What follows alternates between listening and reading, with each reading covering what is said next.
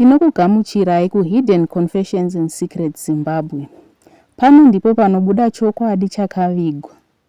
Ngatipindei munyaya yanhasi.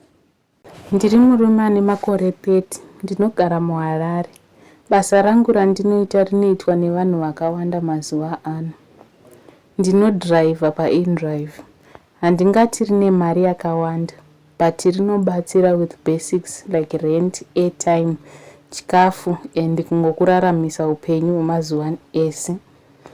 Kazhinji ndinobuda kuma6 kusvika around midnight nekuti masikati panenge paine traffic yakawandisa. Manheru ndipo paunozowanawo mafare ari nani, especially vanhu vanenge vachibva kubasa au kumaparties. Rimwe zuva ndakabuda pamba nguva dzakajairika dzebasa. Inga iri Friday night.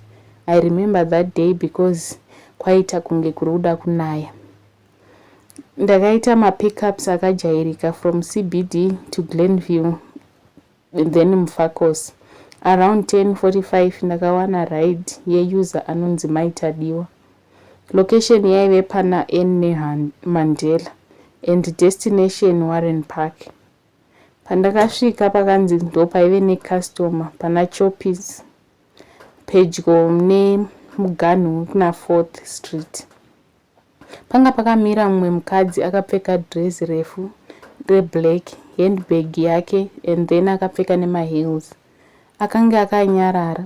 Handina kunyatsomuona face nekuti street light yainge isina kunyatsobaka zvakanaka.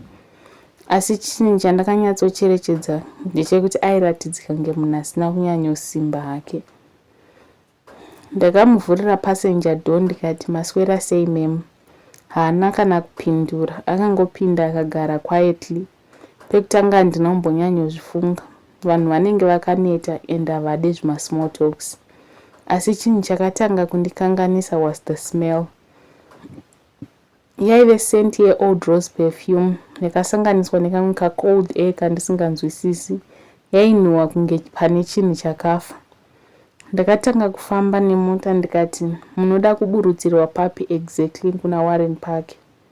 Akangonditi pana 11th padhuze nepombi yemvura. Voice yake yakandishamisa.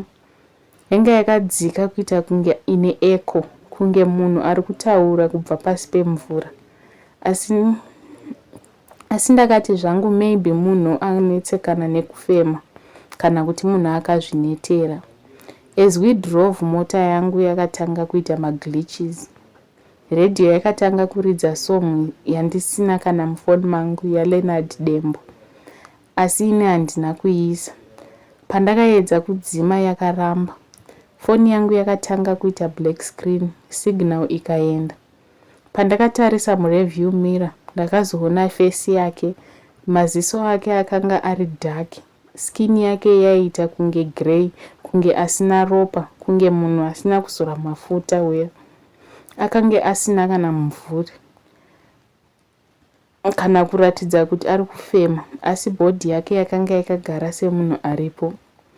Ndakabuda dikita mubvudzi.